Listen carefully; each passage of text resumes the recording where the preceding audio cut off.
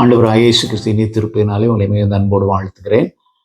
இந்த யூடியூப் ஊழியத்திற்காக ஜெபிக்கும்படி மீண்டும் மீண்டும் உங்களை அன்போடு நினைவுபடுத்துகிறேன். தடையில்லாமல் இது வெளிவர இதற்காக ஜெபியுங்கள். உங்களுடைய உறவினர்கள் நண்பர்களையும் அறிமுகம் செய்து இதில் சப்ஸ்கிரைப் பண்ணும்படியாக அவர்களை உற்சாகப்படுத்துங்கள். இந்த ஆண்டு தபசு காலத்தினுடைய நிறைவு தியானத்தை நாம் சிந்திக்க இருக்கிறோம்.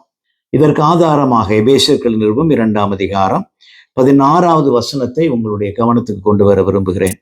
பகையை சிலுவையினால் கொன்று அதனாலே இரு திறத்தாரையும் ஒரே சரீரமாக தேவனுக்கு ஒப்புரவாக்கினார்.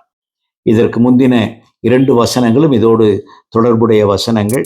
அவர் இரு திறத்தாரையும் உண்டாக்கினார், பகையாகிய நின்ற பிரிவினையாக நடுச்சுவரை தகர்த்து போட்டார், ஒரே புதிய மனுஷனாக சிருஷ்டித்தார் என்றெல்லாம் பவுலடியார் கிறிஸ்துவின் மரணத்தோடு இந்த அனுபவத்தை இணைத்து சொல்லுகிறார். இந்த இடத்துல இரு திறத்தார் என்பது இந்த வேத பகுதியின் அடிப்படையில சொல்ல வேண்டும் என்றால் யூதர்கள், யூதர் அல்லாதவர்கள் என்பதைத்தான் குறிக்கும். ஆனால் இன்றைய கால சூழ்நிலையிலே நீங்களும் நானும் இந்த பகுதியின் மூலமாக பெற்றுக்கொள்ளுகிற செய்தி என்ன?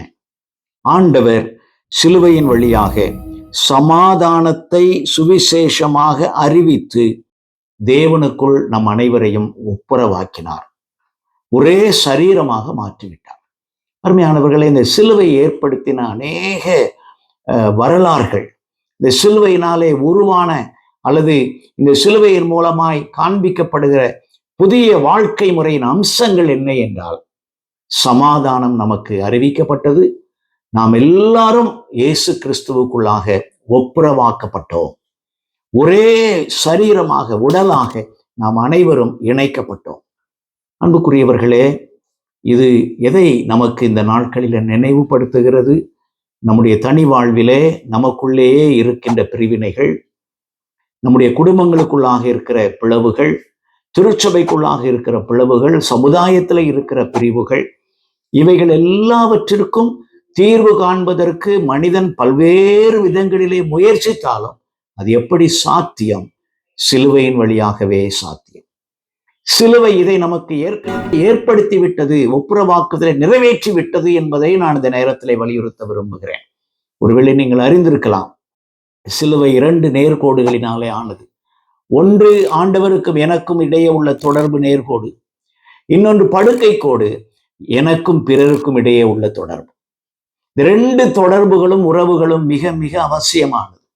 இந்த ஒப்புரவாக்குதல் என்பது ஆண்டவர் எனக்கும் ஆண்டவருக்கும் இடையே உள்ள பிரிவை எடுத்து போட்டு நான் ஆண்டவரிடத்திலே தைரியமாய் சேரக்கூடிய அப்பா பிதாவே என்று கூப்பிட பண்ணுகிற புத்திர சுவிகாரத்தின் ஆவியை எனக்கு தருகிறார். அது மட்டுமல்ல, நான் என்னை நேசிப்பது போல என்னோடு வாழுகிறவர்களை சரிசமமாய் நேசிப்பதற்கும் இந்த சிலுவை எனக்கு அறைகூவல் விடுக்கிறது.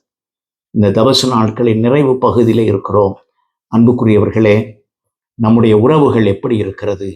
ஆண்டவருக்கும் நமக்கும் இடையே உள்ள உறவு எப்படி இருக்கிறது? நமக்கும் பிறருக்கும் இடையே உள்ள உறவு எப்படி இருக்கிறது? இதை பார்க்கிற கேட்கிறவர்கள் நீங்கள் யாராயிருந்தாலும் உங்களுடைய உறவுகளிலே பிரிந்திருப்பீர்கள். ஆனால் இந்த நாளிலே நீங்கள் மீண்டுமாய் ஒருவரை ஒருவர் மன்னித்து ஏற்றுக்கொண்டு ஒப்புரவாக வேண்டும் என்று ஆண்டவர் மிகுந்த அன்போடு அழைக்கிறார்.